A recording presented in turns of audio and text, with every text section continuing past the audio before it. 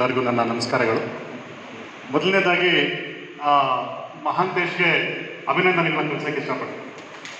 ಸುಮಾರಷ್ಟು ವಿಡಿಯೋಗಳು, short movies ಮತ್ತು ಸಿನಿಮಾಗಳು ನೋಡಿದ್ದೀವಿ. ಈ ಬರೀ 10 ನಿಮಿಷದಲ್ಲಿ ನಮ್ಗೆ 2.5 ಅವರಿಗೆ ಬೇಕಾಗಿದ್ದಷ್ಟು ಸಿನಿಮಾನ ತೋರಿಸಿದ್ದಾರೆ ಆಲ್ರೆಡಿ ಮಹಾಂತೇಶ್. ಯಾಕೆಂದರೆ ಅಷ್ಟು ದೊಡ್ಡ ವಿಷಯ, ಸೆನ್ಸಿಟಿವ್ ವಿಷಯ. ಊಟ ತಿನ್ನೋದು ಈಸಿ, ಅಡುಗೆ ಮಾಡೋದು ಕಷ್ಟ. ಯಾಕೆಂದರೆ ಅಡುಗೆ ಮಾಡಬೇಕು ಅಂತಂದ್ರೆ ನಾನಾ ರೀತಿಯ ಒಂದು ಸಹಕರಣೆಗಳು ಎಲ್ಲ ಗಮನಿಸಬೇಕಾಗುತ್ತೆ. ಅದೇ ರೀತಿ ಈಗ ನಾನೊಬ್ಬ ಸಿಂಗರ್ ಅಂದರೆ ಬರೀ ಹಾಡೋದು ಮಾತ್ರ ನನ್ನ ಜವಾಬ್ದಾರಿ, ಆ್ಯಕ್ಟಿಂಗ್ ಅಂದರೆ ಬರೀ ಆ್ಯಕ್ಟ್ ಮಾಡೋದು ಮಾತ್ರ ಅವ್ರು ಮಾತ್ರ ಜವಾಬ್ದಾರಿ ಅಷ್ಟೇ ಇರ್ತದೆ. ಆದರೆ ಒಬ್ಬ ನಿರ್ದೇಶಕ ಅಂತಂದರೆ ಎಲ್ಲ ಒಂದು ಹುದ್ದೆಗಳಲ್ಲೂ ಕೂಡ ಎಲ್ಲರನ್ನೂ ಗಮನಿಸ್ತಾ ಒಂದು ಒಟ್ಟಿಗೆ ತೊಗೊಂಡು ಹೋಗುವಂಥ ಒಂದು ಜವಾಬ್ದಾರಿ. ಅದು ತುಂಬ ಚೆನ್ನಾಗಿ ಮಾಡಿದ್ದಾರೆ. ಬೇಗ ಕೂಡ ತುಂಬ ಫೋಟೋಗ್ರಫಿ ತುಂಬ ಚೆನ್ನಾಗಿದೆ. ನನಗೆ ಯಾರೋ ತುಂಬ ಎಕ್ಸ್ಪೀರಿಯನ್ಸ್ ಇರೋಂಥವ್ರು ಮಾಡಿದ್ದಾರೆ ಅಂತ ಅನಿಸ್ತು. ಈಗ ನೋಡೋದು ನಮ್ಮೂರಲ್ಲಿ ಗೊತ್ತಾಗಿ ತುಂಬ ಖುಷಿ ಆಗ್ತದೆ. ಇನ್ನು ಸಬ್ಜೆಕ್ಟಿಗೆ ಬಂತು ಅಂತಂದರೆ ಇದು ತುಂಬ ಸೆನ್ಸಿಟಿವ್ ವಿಷಯ, ನಿಮಗೆಲ್ಲ ಗೊತ್ತಿದೆ ರಿಸರ್ವೇಷನ್ ಬಗ್ಗೆ. ಈಗ ಸತೀಶ್ ಮಾತಾಡ್ಬೇಕಾದ್ರೆ ಅವ್ರು ತುಂಬ ಭಾವೋದ್ವೇಗಕ್ಕೆ ಒಳಗಾಗಿತ್ತು, ಕಣ್ಣಲ್ಲಿ ಸ್ವಲ್ಪ ನೀರು ಕೂಡ ಬರ್ತಿತ್ತು. ಅಂದರೆ ಅವ್ರ ಅನುಭವಗಳು ಹೇಳ್ಕೊಳ್ಬೇಕಂದ್ರೆ ಊರಲ್ಲಿ ಯಾವ ಥರ ಅವ್ರು ಫೀಲ್ ಆಗ್ತಿದ್ರು ಅನ್ನೋದ್ರ ಬಗ್ಗೆ ಅವ್ರು ಹೇಳೋವಾಗ ಗೊತ್ತಾಗ್ತದೆ.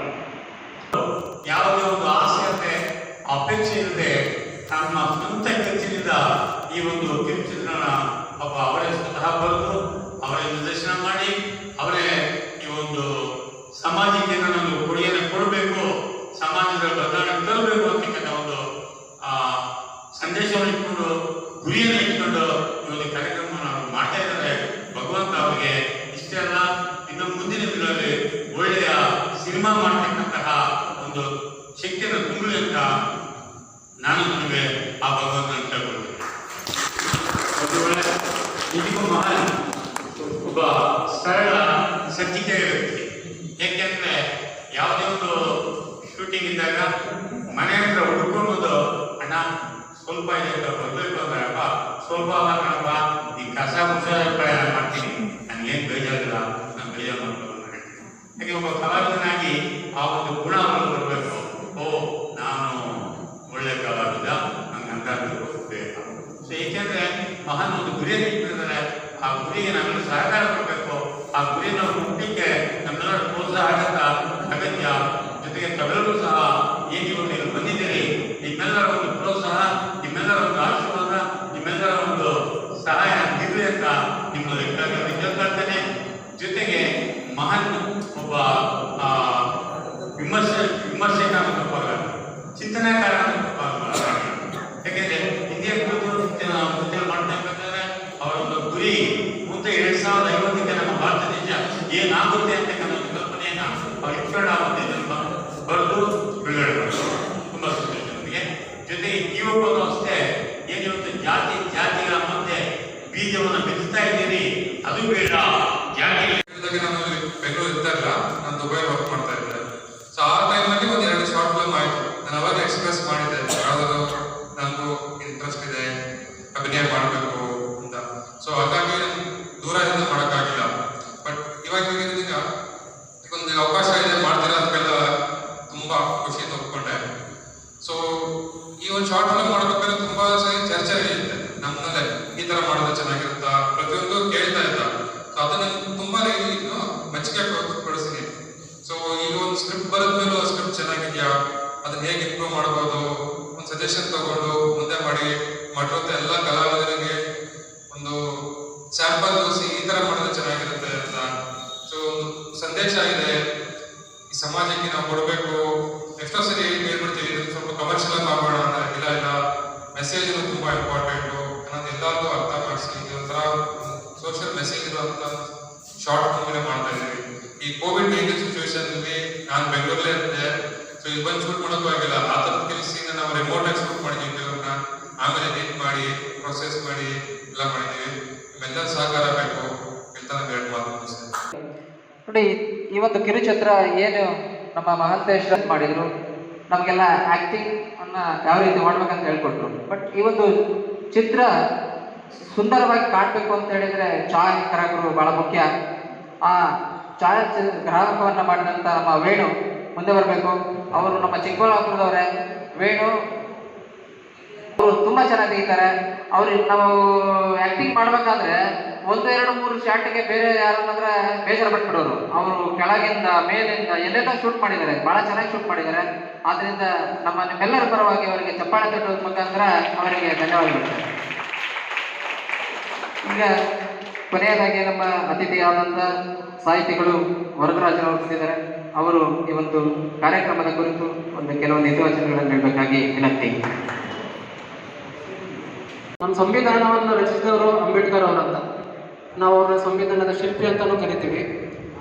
ಬಟ್ ನನಗೆ ಮಹಾಂತೇಶ್ವರ ಸ್ಕ್ರಿಪ್ಟ್ ಹೇಳಿದಾಗ ಗೊತ್ತಾಗಿದ್ದು, ನಮ್ಮ ಸಂವಿಧಾನ ರಚನೆ ಮಾಡೋ ಮುಂಚೆ ಒಂದು ಕಮಿಟಿನ ಹಾಕಿದ್ರು. ರಿಸರ್ವೇಷನ್ ಅನ್ನೋದನ್ನ ಒಂದು 40 ವರ್ಷಕ್ಕೆ ಒಂದು ಶಾರ್ಟ್ ಟರ್ಮ್ ಆಗಿ ಅವರು ಇಂಪ್ಲಿಮೆಂಟ್ ಮಾಡಿದ್ರು ಅವಾಗ ಅವ್ರಿಗೆ. ಸೊ ಅದು ಕಾಲಕ್ರಮಣ ಅದೇ ರೀತಿ ರಿಸರ್ವೇಷನ್ ಮುಂದುವರ್ತಾ ಬಂತು. ನಮ್ಮ ರಾಜಕಾರಣಿಗಳು ಏನು ಮಾಡೋದು ಅಂದರೆ ಅದನ್ನು ಒಂದು ವೋಟ್ ಬ್ಯಾಂಕ್ ಆಗಿ ಕನ್ವರ್ಟ್ ಮಾಡಿಕೊಂಡು ಒಂದು ಇಲ್ಲಿವರೆಗೂ ತಂದಿದ್ದಾರೆ. ಹೌದು, ರಿಸರ್ವೇಷನ್ ಬೇಕು, ಎಂಥವ್ರು ಬೇಕು. ಅವ್ರಿಗೆ ಓದೋದು ಕಷ್ಟ ಇದ್ದಾಗ ಇಲ್ಲಿ ಬಂದಿರೋಂಥ ಪ್ರತಿಯೊಬ್ಬರಿಗೂ ನನ್ನ ಹೃದಯಪೂರ್ವಕ ವಂದನೆಗಳನ್ನು ತಿಳಿಸ್ತೀನಿ. ಮತ್ತು ನನ್ನ ಯುವಕ ಚಿತ್ರತಂಡದ ಪ್ರತಿಯೊಬ್ಬ ಸದಸ್ಯರಿಗೂ ನನ್ನ ಹೃದಯಪೂರ್ವಕ ಕೃತಜ್ಞತೆಗಳನ್ನು ಸಲ್ಲಿಸ್ತೀನಿ. ಯಾಕೆಂದರೆ ಈ ಕೋವಿಡ್-19 ಅಂತ ಪ್ಯಾಂಡಮಿಕ್ ಸಿಚುವೇಷನಲ್ಲಿ ಜನಗಳು ಆಚೆ ಬಂದು ಪರಸ್ಪರ ಮಾತನಾಡೋದಕ್ಕೆ ಭಯಪಡೋಂಥ ಸಂದರ್ಭದಲ್ಲಿ ನಾನೊಂದು ಫಿಲಿಮ್ ಶೂಟಿಂಗ್ ಮಾಡಬೇಕು ಅಂತ ಹೇಳಿದ್ರೆ ಸಂದೇಶವನ್ನು ಒಂದು ಸಮಾಜಕ್ಕೆ ಒಂದು ಒಳ್ಳೆಯ ಸಂದೇಶನ ಕೊಡಬೇಕು ಅಂತ ಹಿಂದೆ ಮುಂದೆ ತರ್ಕ ಮಾಡದೆ ನನ್ನ ಜೊತೆ ಸದಸ್ಯರಿಗೆ ನನ್ನ ಹೃದಯಪೂರ್ವಕ ಕೃತಜ್ಞತೆಗಳನ್ನು ಸಲ್ಲಿಸ್ತೀನಿ. ಎಸ್ಪೆಷಲಿ ಮಧು, ತುಂಬ ನನ್ನ ಮಧು ಅವರೊಬ್ಬರು ಒಂದು ಚಪ್ಪಾಳೆ ತರಬೇಕು. ಯಾಕೆಂದರೆ ನನ್ನ ಫಸ್ಟ್ಲಿ ಈ ಕ್ಯಾರೆಕ್ಟರ್ ಮಾಡಬೇಕು ಅಂದರೆ ಅದು ತುಂಬ ಗಟ್ಸಿರ್ಬೇಕು.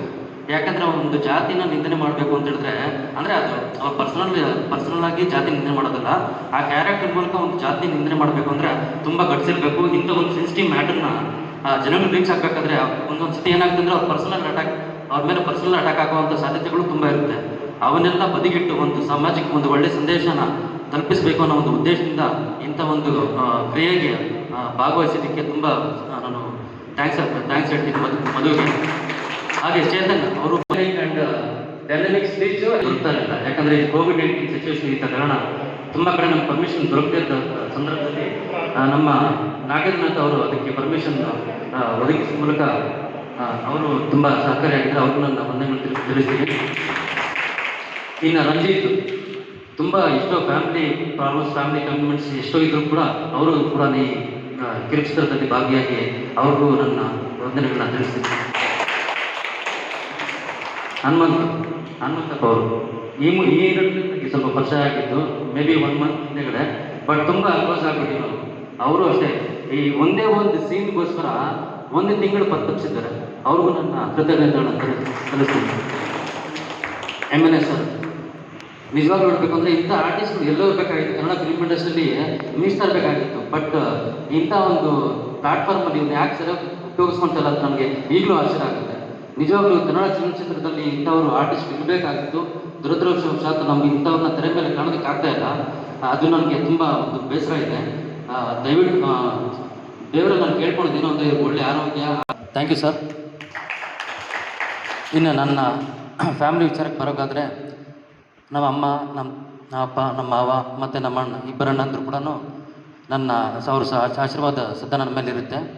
ಮತ್ತು ಈ ಕಿರುಚಿತ್ರ ನಿರ್ಮಾಣ ಮಾಡಬೇಕಾದ್ರೆ ಕೋವಿಡ್-19 ಸಿಚುವೇಶನ್ ಅಂದರೆ ತುಂಬ ಯಾರು ಇಂಟ್ರ್ಯಾಕ್ಟ್ ಆಗ್ತಿರೋಂಥ ಸಂದರ್ಭದಲ್ಲಿ ನನ್ನ ಅಮ್ಮಗೆ ಹೇಳಿದೆ ಈ ಥರ ಒಂದು ಶಾರ್ಟ್ ಫಿಲ್ಮ್ ಮಾಡಬೇಕು ಅಂತ.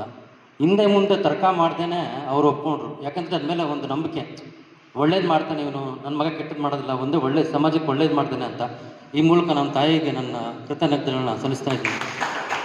ನಮ್ಮ ಬ್ರದರ್ ಮಂಜುನಾಥ್ ಇಲ್ಲೇ ಇದ್ದಾರೆ, BMTC, ಅವ್ರಿಗೂ ನಾನು ಕೃತಜ್ಞತೆ ಸಲ್ಲಿಸ್ತೀನಿ. ಈ ಕಾರ್ಯಕ್ರಮ ಇಷ್ಟು ವೆಲ್ ಆರ್ಗನೈಸ್ಡ್ ಆಗಬೇಕು ಅಂದರೆ ಅವರು ಸ್ವಲ್ಪ ಇದರಲ್ಲಿ ಭಾಗಿಯಾಗಿದ್ದಾರೆ. Thank you brother. ಮತ್ತು ಕ್ಯಾಮ್ರಾ ವರ್ಕ್ ನಿಜವಾಗ್ಲೂ ಈ ಫಿಲ್ಮ್ ನೋಡಬೇಕಾದ್ರೆ ನನಗೆ ಆಶ್ಚರ್ಯ ಆಗ್ತಾಯಿದೆ. ಇಷ್ಟು ಚೆನ್ನಾಗಿ ಮಾಡಿದ್ದೀನಿ ನಾನು ಫಿಲಿಮು. ಗಿವ್ ಅಪ್ ಇಷ್ಟು ಚೆನ್ನಾಗಿ ಬಂದಿದೆಯಾ ಅಂತ ಅದಕ್ಕೆ ಮುಖ್ಯ ಕಾರಣ ನಮ್ಮ ವೇಣು. ಮೇ ಬಿ 24 ಇಯರ್ಸ್ ಇರ್ಬೋದು ಅಂದ್ಕೊಳ್ತೀನಿ. ನಿಜವಾಗ್ಲೂ ಒಳ್ಳೆ ಫ್ಯೂಚರ್ ಇರುತ್ತೆ ಅವ್ರಿಗೆ. Thank you Venu. ಇನ್ನು ಈ ಗಿವ್ ಅಪ್ ಯಾಕೆ ನೋಡಬೇಕು ಅಂತ ಕೇಳಿದ್ರೆ, ನೀವು ಇಲ್ಲಿವರೆಗೂ ಎಷ್ಟೋ ಫಿಲ್ಮ್ನ ನೋಡಿರ್ಬೋದು, ಬಟ್ ಈ ಗಿವ್ ಅಪ್ ಇದರಲ್ಲಿ ಸ್ಪೆಷಾಲಿಟಿ ಏನು ಅಂದರೆ, ಆ್ಯಕ್ಚುಲಿ 1947 ಆದಮೇಲೆ ಸ್ವತಂತ್ರ ಬಂದಮೇಲೆ ಭಾರತಕ್ಕೆ ಒಂದು ಸಂವಿಧಾನ ಅಂತ ಬೇಕಾಗುತ್ತೆ. ಜೊತೆಗೆ ತುಂಬ ರಾಜ್ಯ ಅವರು ತುಂಬ ಅನಲೈಸ್ ಮಾಡಿ ನಮ್ಮ ಭಾರತಕ್ಕೆ ತಕ್ಕಂತೆ ಒಂದು ಯುರೋಪ್ ಕಂಟ್ರಿಗಳಿಂದ ಒಂದು ರೆಫರ್ ಮಾಡಿ ಅದನ್ನು ಇಂಡಿಯಾ ಸಂವಿಧಾನ ತಕ್ಕಂತೆ ಅನುಗುಣವಾಗಿ ಮಾಡಿ ತಿದ್ದುಪಡಿ ಮಾಡಿದ್ರು.